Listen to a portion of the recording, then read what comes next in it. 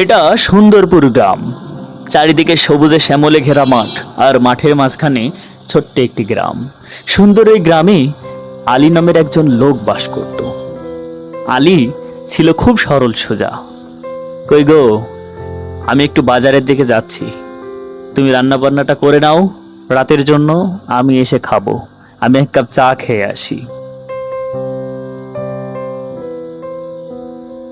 আলী বাজারের দিকে রওনা হলো।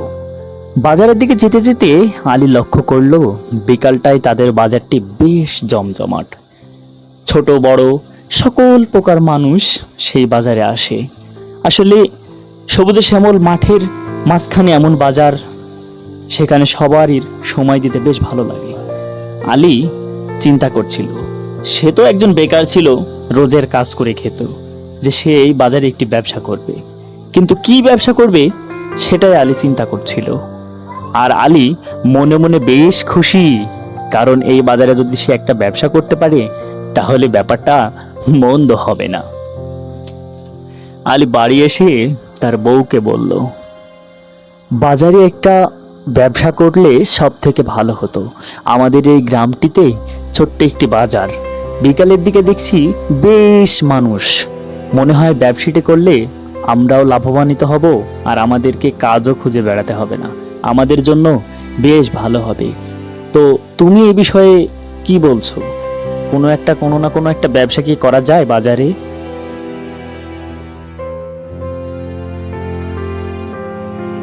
ও, এটা তো খুবই ভালো কথা। আমাদের যদি একটা ব্যবসা থাকে তাহলে এটা মন্দ হয় না। তবে কিসের ব্যবসা করতে চাচ্ছ তুমি? বিকালে ডাল দিয়ে পুরি তৈরি করব আর ফুচকা তৈরি করব। আমার মনে হয় এটাই সব থেকে বেশি ভালো হবে, কারণ গ্রামে একটি চায়ের দোকান আছে, আমি চাই না সেখানে চায়ের দোকান বসাতে। তো ডাল আর পুরি, এই ফুচকার ব্যবস্থা করব, যা অনেক জনার খেতে পছন্দ, ছোট বড় সবাই বেশ আরাম করে খাবে। আর ব্যবসাটি চললে আমাদের সংসারটি ভালো চলবে।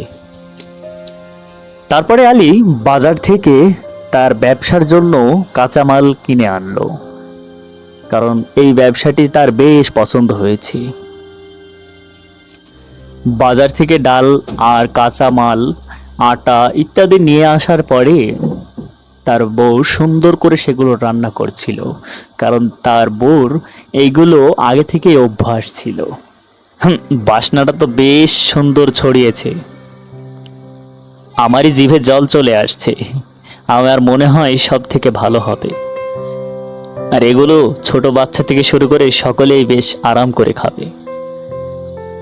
তুমি যে এত সুন্দর রান্না করতে পারো আগে তো জানতাম না, যদি জানতাম তাহলে আগেই ব্যবসাটি করতাম।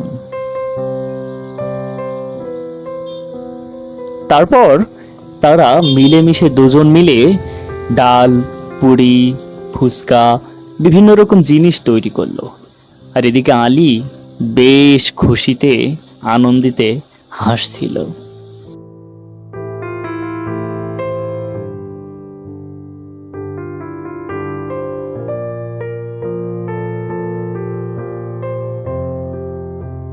পরদিন আলী বাজারে সেই ফুচকাগুলোকে বিক্রি করতে গেল। তারপর সেগুলো খেতে টুকটাক করে অনেক রকমের লোক আসতে লাগলো, আর সেগুলো অনেক স্বাদ হওয়ার কারণে অনেক মানুষ মজা করে খাচ্ছিল। এভাবে আলী ভেতরে ভেতরে বেশ খুশি ছিল, কারণ আলী চিন্তা করছিল এমন করে তার ব্যবসাটি চললে সে খুব তাড়াতাড়ি লাভবান হবে, আর তার সংসারের যত অভাব সব দূর হয়ে যাবে। এত সুন্দর হয়েছে, খেতে বেশ লাগছে। আমি প্রত্যেকদিন আলী ভাইয়ের কাছ থেকে এখন থেকে খাবো। তোদের কাছে কেমন লাগছে? আমার কাছে তো খুব ভালো লাগছে।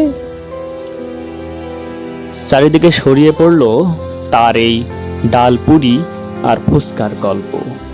দূর দূরান্ত থেকেও মানুষ আসতে লাগলো, সুন্দর এই প্রকৃতির মাঝখানে দাঁড়িয়ে এগুলোকে খাওয়ার জন্য।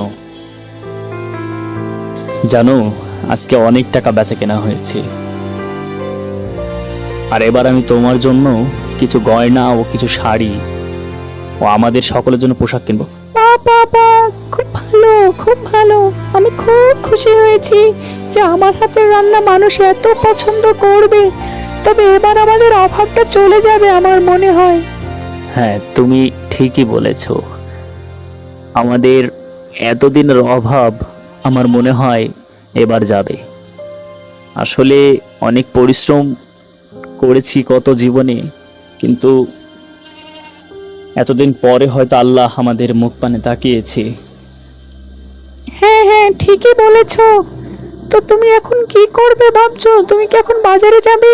যদি বাজারে যাও তাহলে আমার জন্য একটা সুন্দর থেকে জামা ও বোরখা নিয়ে আসবে। হ্যাঁ, তুমি কোনো চিন্তা করো না, আমি তোমার জন্য সুন্দর সুন্দর বোরখা ও কয়েকটি জামা নিয়ে আসবো। আলী বেশ খুশি। আরে ওটা তো আলী মনে হচ্ছে, এইদিকে আসছে। বাহ, বেশ চুকচুকে হয়ে গেছে তো। বাহ, জিজ্ঞেস করি। আরে আলী, কি অবস্থা? তোমাকে বেশ চকচকে লাগছে, কি ব্যাপার? তোমার ব্যবসা কেমন চলছে? আর যাচ্ছ কোথায়? এত তাড়াহুড়া করছো যে? আরে না, একটু শহরের দিকে যাব। আসলে আপনার বৌমার জন্য ওই কয়েকটি জামা ও বোরখা আনতে হবে। তার সাথে আমারও কয়েকটি পাঞ্জাবি কিনতে হবে, কিছু কেনাকাটা করতে হবে। ও, তাহলে ব্যবসা বেশ ভালোই চলছে তোমার। তো ব্যবসা লাভ করেছো, বেশ ভালো কথা। চারিদিকে তোমার নাম ডাক শুনতে পাচ্ছি আমি। ওই আর কি, আল্লাহর রহমতে বেশ ভালোই চলছে। আমার হাতে বেশি সময় নেই, আমি এখন বাজারের দিকে যাব, অনেক কেনাকাটা করতে হবে তো।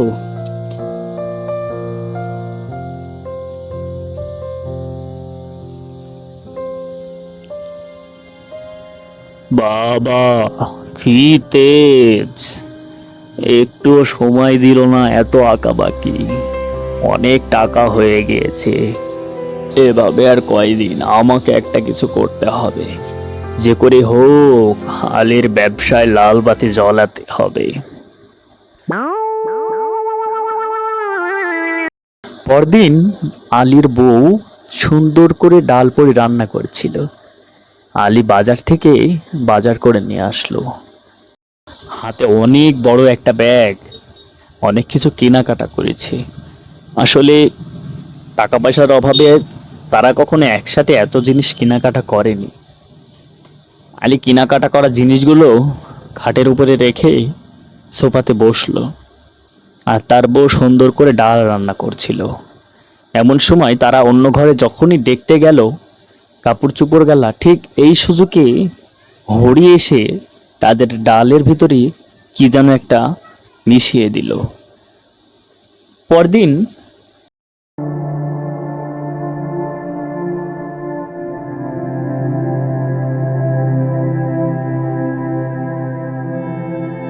আলী যখন ব্যবসার জন্য বাজারে আসলো, তখন আর ব্যবসা হচ্ছে না। কি জানি, আলীর একটি টাকাও বেচা কেনা হচ্ছে না, কোনো কাস্টমার আসছে না তার দোকানে। কি হয়েছে আজকে তোমার? আজকে এইভাবে মন মরা হয়ে বসে আছো? আর সে কথা শোনো না, আজকে একটা টাকারও বেচা কেনা করতে পারিনি আমি।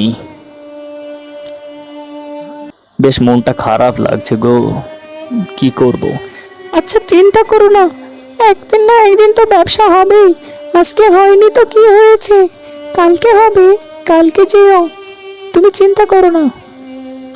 একটি টাকারও বেচা কেনা হলো না, কতগুলো লস। তুমি বুঝতে পারছো কি যে করি?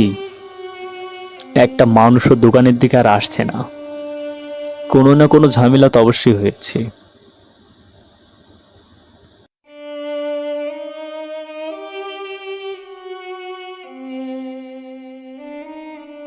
শোনো আলী, তোমাকে আমরা গ্রামের মানুষ অনেক সম্মান করি, অনেক শ্রদ্ধা করি, কারণ তুমি একজন সহজ সরল ও ভালো মানুষ। কিন্তু তোমার দ্বারা যে এটা হবে কখনো আশা করিনি। তোমার দেওয়া চটপটি খেয়ে আমার ছেলে অসুস্থ হয়ে পড়েছে, তাই আমরা গ্রামের মানুষ সিদ্ধান্ত নিয়েছি তুমি আর এই সুন্দরপুর গ্রামে কিছু বিক্রি করতে পারবে না। এটাই হবে তোমার নির্দেশ। তার ওই চক্রান্তর কারণে আজকে আলীর ব্যবসাটা আর করতে পারল না।